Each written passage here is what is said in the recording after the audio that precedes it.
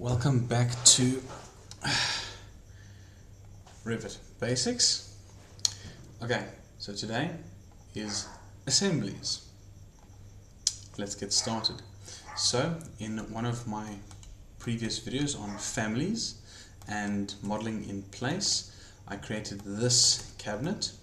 Now, I would like to create an assembly from this cabinet. Now, why assemblies are great is it allows you to isolate the element at hand and create sheets and views from that, and that allows you to have more accurate costing and measurements and construction as well. Okay, so let us create an assembly from this model in place component. This will work with a multitude of different types of elements. So if you've designed an entire facade for the building, you can select the entire facade and create an assembly from that. Okay, so you want to select your family or object. Okay, and I want to go to modify. Make sure I'm under the modify tab, and then it's this button over here, okay, the blue square with the two white ones underneath, and then we can then say create assembly. It'll ask you for the name of your assembly, so this is going to be cabinet 01. I'm going to say OK. Now this is an assembly. You'll see here under your properties panel it says casework assembly and then the name cabinet 01. Okay, so now you have a few new options. You can disassemble it if you decided you don't want that to be an assembly anymore. You can edit the assembly. So let's say I would like to add more cabinet doors. Okay, I can say edit assembly. I can select it and say edit in place. Say OK. Now I can now add or remove from this assembly, and then I can say finish, and then yeah, I can finish. Okay, if I would like to add, if I have an additional cabinet and I want to add that to my assembly, I can say edit assembly, I can say add, and then I can select the next item to add to my assembly. Okay, so you can select your assembly. Now we can create views. If we select that, now you'll see right at the top it's going to pick 1 to 20 for a view, for your view scale. All of the views, your scale. You can change that if you wish. I find 1 to 20 is generally the best. You can always change it when you get onto the sheet and make it 1 to 10 or something else.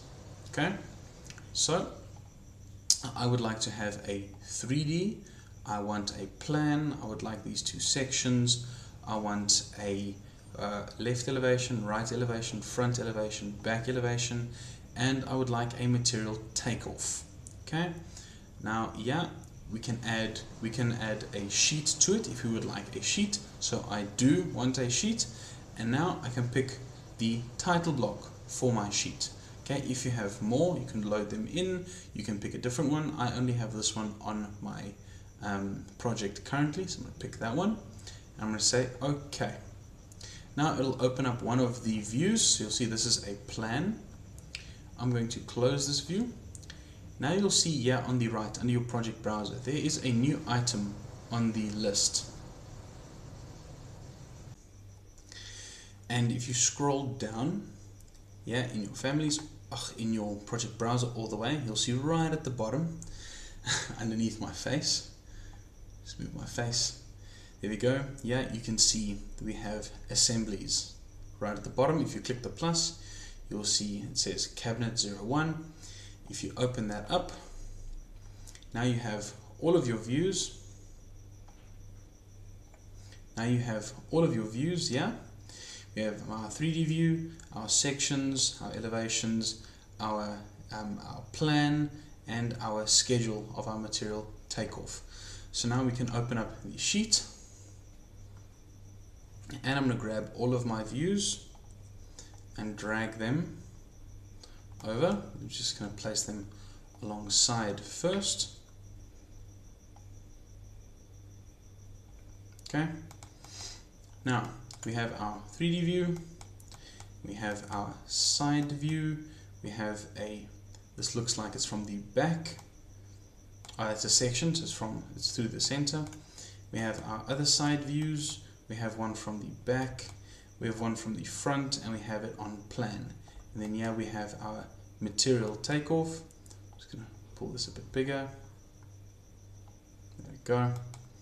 So yeah, this is a standard schedule, so if you double click on it, it'll open it up and you can add or remove from this schedule. So I'm going to pop my schedule into place over there. I want to put my 3D over there. It's a bit small, so I'm going to up this to scale 1 to 10. That looks a lot better. There we go. Nudge it nicely into the corner. And I'm just going to nudge this over a tad. And now I would like my plan. Put my plan, I think it'll fit front and center. Yes, it will. I'm going to do away with all of these section lines. Just going to EH, hide it in view. Move that underneath. Just neaten this up a little bit. There we go. Actually, that can fit there. And I would like to have a front view. Also make that 1 to 10, see if that fits. It does indeed fit. There we go. And move that to there. And then I'm going to pick one of these. I don't need all. I'm just going to add that one. And I think I'll add a elevation as well, so that is a section.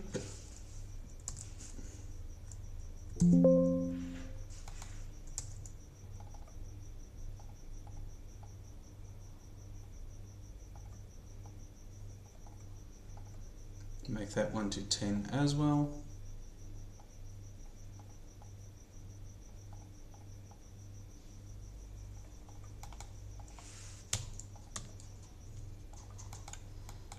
And I'll take this elevation,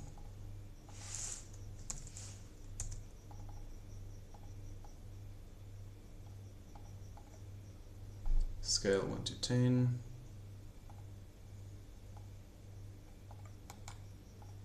there we go. I'll pop these next to each other. Now we have quite a bit of space on our plan. So what we could actually do is we could either make our 3D bigger, or we can add more to this plan. We can nudge up every element just a tad, just so it fills up the space a little bit nicer. Okay, and now you can go and add your dimensions.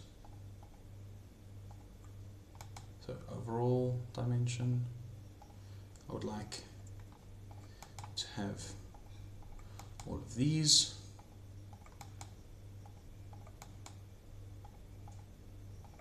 Go, and I would like dimension like that overall, and then one of those. There we go. So now you have all of that, and you have your material takeoff. Now this is a lovely assembly page. Okay, obviously it can do a lot better. A few more views, or some details would be nice. Maybe a whole set of annotations would do this plan much good. But that is how you create a plan for assemblies.